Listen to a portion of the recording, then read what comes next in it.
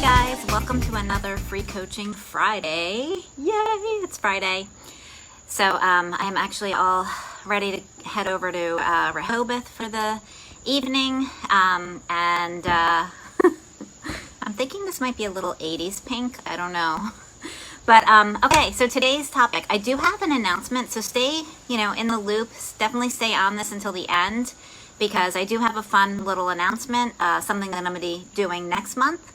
And so stay tuned for that. So today I wanted to talk about fatigue. Fatigue is just something that a lot of people encounter, especially with autoimmune disease. A lot of chronic conditions tend to include, bouts of fatigue. And there are ways that you can naturally improve it. So, oh, hey guys. Hey, Matt. Hey, April. Talking about fatigue today and how to kind of naturally address it. And make sure you stay on, because I have like a big announcement at the end of this, at the end of the free coaching. So, okay, the biggest thing with fatigue for me, I do encounter it with my MS. I know a lot of people that have autoimmune definitely deal with it. I think that I have really been fortunate because I don't have to deal with it as much as other people do. I'm hugely thankful for that. But I know it has a lot to do with how I go about my lifestyle and the things that I do to kind of address it and stay on top of it. I will start out by saying I have a list of things. I will say, with the fatigue, sometimes you just have to go lay down. And do that. And I struggle with that because I like to be busy. But it really does help. And when I do it, it's like a world of difference. So that would be really my number one tip. And just from experience alone, I can say that. The first thing that I have on my list, though, is just your mindset. And just having the power of positivity goes such a far way. Happy Friday, Paige. And I'm sure you can agree, Paige, just the power of positivity. Oh, do you like my jewelry? Paige, I am wearing all your stuff today. Ring, earrings, necklace. But it's just, that's how I've been living for 20 years. It's just positive, and I don't let it get me down. And I know if one day is bad, that I will have another good day to follow. And that's the mindset to have. So diet and lifestyle changes. I would say, it's just removing inflammatory foods is huge. The processed foods, which I will get back into, but there's anything, your favorite takeout food, say it's McDonald's, say it's Taco Bell, it's kind of filled with all kinds of stuff that's going to be causing inflammation, and it's not going to help you with your fatigue. So just, try and stay away from it. Inflammation, some people don't really know what inflammation is, and I do, just because I deal with it on a, regular basis. But inflammation can be anything from pain, neuropathy, chronic fatigue, brain fog, and the list goes on and on. I mean, it's a pretty big list. So we want to eliminate as much inflammation from our bodies as possible. We all need some. You need some kind of inflammation in your body, but when it becomes excessive, it causes chronic disease, which is what we don't want. So what you want to stay away from, the inflammatory foods, the biggest ones with fatigue, I would say sugar. I would say fried foods. So sorry, your McDonald's fries, Chick-fil-A fries, fried chicken, Chick-fil-A sandwich, which I do have an alternate option on my website for that, a much healthier option, and processed meat. So those are big inflammatory foods that you want to stay away from. And they cause those cognitive issues, they cause the pain, they cause the neuropathy, they cause that fatigue. The fatigue that just takes us down, and it just really, it takes away from living. We want to live our best life, and we don't want to be dealing with fatigue. Hey, Trish, I miss you. I haven't talked to you in forever. We have to catch up. Okay, so the next thing on my list, so the first one was don't give up and have a positive mindset. The second one was just your diet and lifestyle and getting rid of those inflammatory foods. The third one is, adding anti-inflammatory foods. Wild-caught fish, your healthier fats, your olive oils. One of my favorite go-tos, and it's so funny because I was never a berry or fruit person at all, but I absolutely love blueberries and strawberries, and I never would eat them when I was younger, and I actually didn't start eating them until my daughter was born, and she loved them so much, and I'm like, well, if she likes them, I'm going to have to try them, and now, of course, I love them. So, but other, leafy greens, your cruciferous veggies, green tea, that's a big one. Having green tea, just make sure it's not sweetened, because remember I said no sugar. no processed sugar. Bananas and apples, like they're all really great anti-inflammatory foods. And getting back to the healthy fats, avocado is always a really good one. The fourth tip is staying hydrated, because if you're not hydrated, it's going to make your fatigue worse. So you want to make sure that you're getting at least 8-ounce glasses per day, and or you could do half your body weight in ounces of water per day.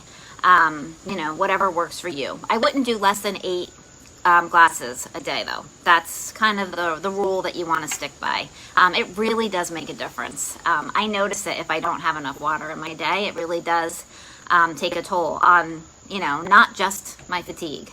So just keep that in mind. So for me, what I do is I do eliminate foods, and I've talked about this before. I eliminate gluten, dairy, and sugar. I will say, every once in a while I will have a cheat, and I did have gluten this weekend. And I will tell you, when I got home, I couldn't resist, because I went to my cousin's.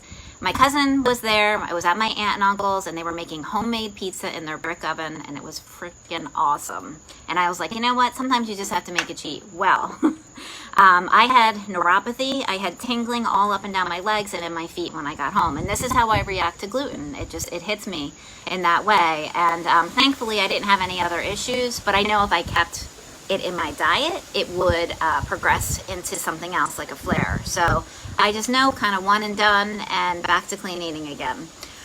So that's kind of my mantra. No gluten, no dairy, no sugar. Now for the sugar, I do natural sugar, so I'll do like maple syrup or honey. I do coconut sugar, which is definitely better than having just straight up cane sugar. Obviously, you don't want high fructose corn syrup, so stay away from that. The other thing is, like with your fatigue, if you're trying to battle fatigue, we tend to notice different trends of what's happening within our bodies if you start journaling what you're eating, or just what you're doing throughout the day, what your sleep cycle's like. And if you start journaling it, you could start tracking to see really what's happening and what's triggering those days when you're just having really extreme fatigue. It's rough. Okay, so the next tip I have, the seventh one, is the question about caffeine. Do you completely eliminate it? I really don't think you should. I think with the whole thing with the fatigue is you don't want to make drastic changes. And I'm a proponent of having some kind of caffeine. Should you have it in a Diet Coke? No.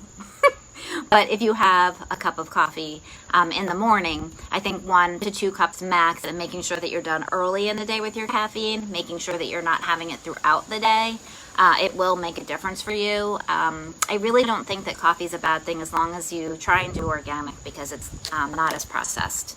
So I think it's fine. Just you have to limit it. You can't be having like 5 cups of coffee in a day, because that's just, you're going to be on this roller coaster, just like that blood sugar roller coaster. It's the same thing with the caffeine. So you just want to really kind of do that. And that kind of parlays into the next 8th tip about sugar, is that you just don't really want to be on that sugar roller coaster. So, and that's where the caffeine kind of plays into the sugar, because what we do is we have the caffeine in the morning, and then, if we have like sugar in it, then you kind of crash afterwards, and then you want something again. You want something to kind of get you back up again. So you'll have another cup of coffee, and it's like a cycle throughout the day. So you just want to limit everything. I'm a big one of just, things in moderation. So just keep that in mind. The 9th thing I have is protein. So, and just making sure that you get enough protein in your diet. And so if you're a vegetarian or even a vegan, there are so many great sources of just vegan, vegetarian-based proteins. Example today for my lunch, I've been trying to I still do like chicken, and I'll do like fatty fish, like salmon. But I'm trying to really limit the amount of meat that I'm eating. So like for my salad today, I had like bok choy and spinach, and I put like a little bit of goat cheese, walnuts, and then I had frozen blueberries in the freezer, put those in there, and I have a favorite like dressing that I make, and I just drizzled that on there, and it was perfect. It's all, and cucumbers. So, and I didn't need to put like a meat on there. So just trying to get away from that. But I actually do, with my 90-day program, we do like an energy experiment, and it's based on the amount of protein that you're having throughout your day. So we look at, having protein once a day, twice a day, 3 times a day, and then we kind of assess your energy levels of what your body needs to function at the highest level. So it's pretty interesting to see because everybody's a little bit different. Some people only need it in 2 meals. Some people definitely need it in 3, and some only need it in 1. So everybody's body is different. So it's very interesting. I will say, like with the protein, you could have like a Greek yogurt and then have, a fruit with that to kind of balance it out. So if you're trying to get more protein in your diet, you could do something like that without adding sugar. So you want to do like an unsweetened Greek yogurt. And then the other really good thing, eggs, lean proteins.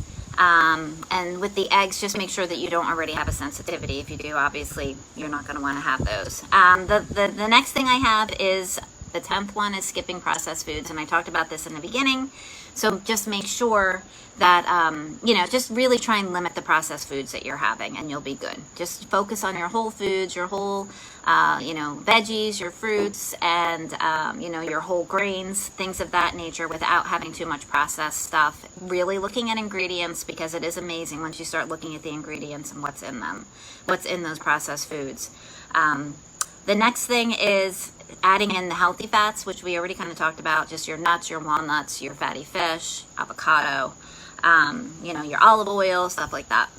And then meal prepping is really big. It does help because when you're just dealing with chronic fatigue, you're exhausted. So if you can kind of set up your week where you have stuff prepped, even if you're taking like a portion of broccoli and cauliflower and you're just cutting it up for the whole week and just put it in a giant container and put it in your fridge, and it's just the chopping sometimes, it just gets exhausting having to do it over and over again.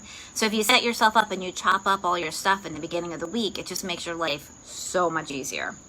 So those are my tips. A lot of this is what I'm doing to encounter my fatigue. So, if you have questions, reach out to me. I did say in the beginning I had an announcement, but I did want to let you guys know a month from today, September 14th, I am running a new cleanse. And this one's going to be kind of like an anti-inflammatory. It's like a reset cleanse. It's a whole foods. You're eating the whole time, 3 meals a day. You're just eating super clean. And it's amazing with the last one how many people said how they were just like thriving energy. The chronic pain that they were dealing with had, really, really reduced, if not gone away entirely. And when they started reintroducing the foods again, the inflammation came back. So it's pretty amazing what food can do. The power of food. So anyway, I'm running this new one and I'm doing a fun giveaway. So I have a Fitbit, like this guy here, the Fitbit Alta. I was going to be giving away as a raffle item along with a $100 gift card to Zaya Activewear. The only catch is we have to have 50 members in this cleanse group. So when you sign up, I'm just going to need your help with getting more people signed up for the cleanse. And I will be offering a pretty nice discount for this to everybody that participates. So it's going to be fun. I'm super excited. I'm going to make it better than ever. Every time I run a cleanse, it gets better and better. I'm working with a coach who is helping me kind of, develop this program to be more efficient, and it's going to be a lot of fun. And I would love for you to join us. It's pretty awesome. So every time I do it, I just feel amazing. I love it. So, and I'm going to need it after Labor Day, big time. Awesome, Paige, because I have indulged quite a bit this summer, and I guess we all do, right? So I'll be reeling it back in. So that's it for today. I do have 2 spots left for anybody that's interested in signing up for my 90-day program. I'm doing free a 30-minute consultation just to go over, what's going on with you. There's no commitment to do the program itself, but sometimes it's good just to talk it through with somebody. So I will put a link in here to my Calendly page, and you can, schedule something with me. Like I said, it's no charge, and I will have a free gift for you as well. For anybody that does sign up for the program. So that is it. I hope that you guys have an awesome weekend. We are headed to Rehoboth to visit with my in-laws to celebrate my mother-in-law's birthday. So it will be fun. I think we are doing takeout from the kids' favorite restaurant. They love culture pearl. They love sushi. So that's what the plan is. So I hope you guys have a great one, and I hope this was helpful to you. Thanks so much.